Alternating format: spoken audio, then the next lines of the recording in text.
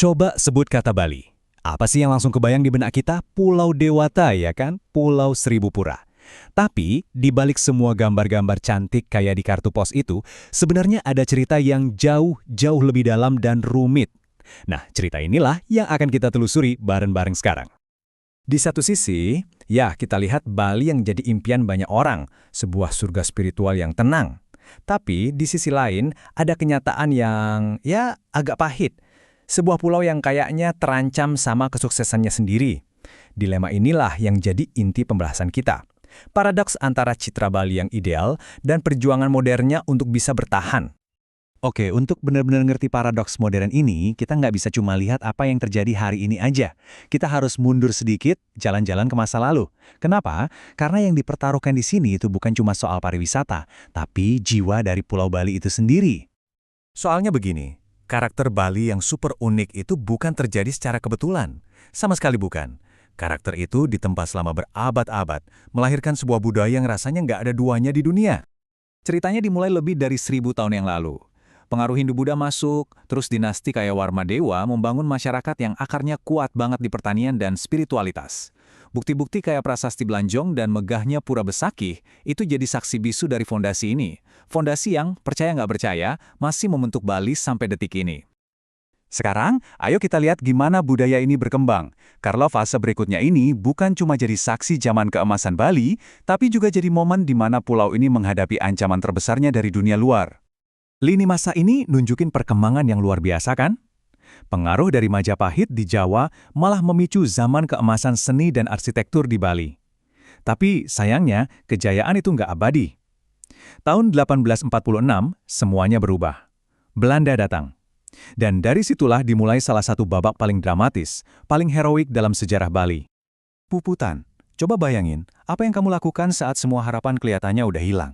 Buat orang Bali saat itu, ini bukan sekedar soal kalah perang. Ini adalah sebuah pernyataan sikap.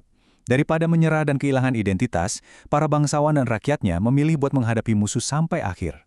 Nah, ini poin kuncinya. Ini nunjukin betapa dalamnya komitmen mereka terhadap budaya dan cara hidup mereka. Nah, pertanyaannya sekarang, gimana ceritanya sebuah pulau dengan semangat perlawanan sekuat itu bisa bertransformasi jadi surga tropis yang kita kenal sekarang? Jawabannya ada di era modern yang membawa perubahan yang sama sekali berbeda. Setelah Indonesia merdeka, babak baru pun dimulai untuk Bali.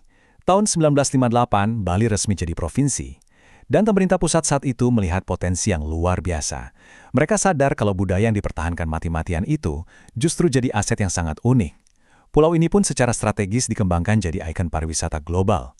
Dan nggak butuh waktu lama, seluruh dunia pun datang. Dan inilah yang membawa kita kembali ke masa kini. Tepat di jantung konflik yang kita bahas di awal tadi. Bedanya, sekarang kita udah punya pemahaman sejarahnya. Kita jadi lebih tahu apa sih yang sebenarnya dipertaruhkan di sini. Ternyata, harga dari popularitas global itu mahal banget. Pembangunan yang nggak terkendali menguras sumber daya alam. Masyarakat lokal mulai tergeser demi villa-villa mewah.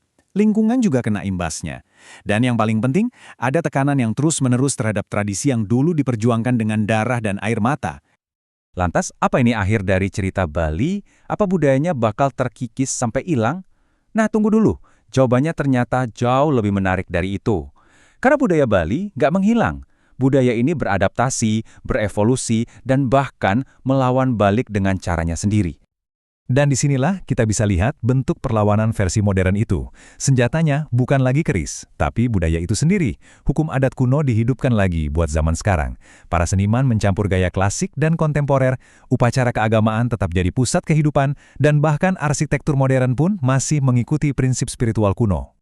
Kita ambil contoh awik-awik deh. Ini contoh sempurna dari kemampuan adaptasi itu. Ini adalah hukum adat, tapi jangan bayangin ini aturan kuno yang kaku dan berdebu ya. Sama sekali bukan.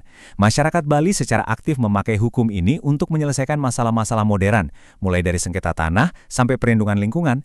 Ini tradisi yang hidup dan bernapas. Semua ini akhirnya membawa kita pada satu pertanyaan terakhir yang paling penting. Sebuah pertanyaan yang mungkin masih menggantung di udara. Pertarungan untuk merebut jiwa Bali antara Bali sebagai surga dan Bali sebagai komoditas masih jauh dari selesai. Saat dunia terus berdatangan, pertanyaannya tetap sama. Bisakah Bali tetap menjadi Bali? Mampukah pulau ini mempertahankan esensi yang membuatnya begitu istimewa?